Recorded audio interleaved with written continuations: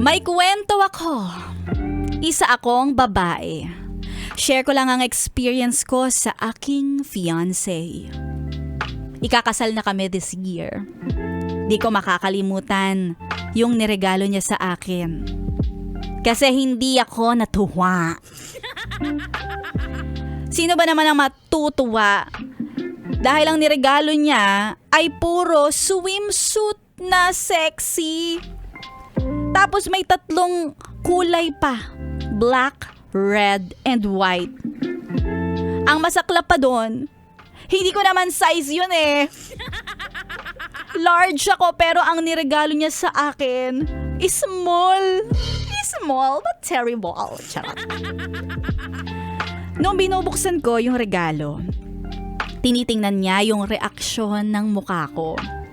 Tapos pagkabukas, ang sabi sa kanya, ay nako, parang sa ibang babae mo yata ito ireregalo ha.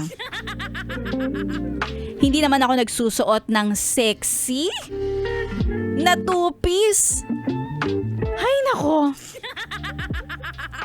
At sabi niya pa sa akin, ibig sabihin kasi noon ay hihintayin niya yung panahon na masusuot ko yung regalo niya. Gusto ko makikita ko yan pag misis na kita. Ay! Kaya ngayon, todo-todo pa ang pagdadayet ko, pati ang pagja-jogging para lang magkasya ang mga swimsuit sa akin. Kung di lang ako naka-oo sa proposal niya, edi hindi na sana ako nagpapakahirap ng ganito.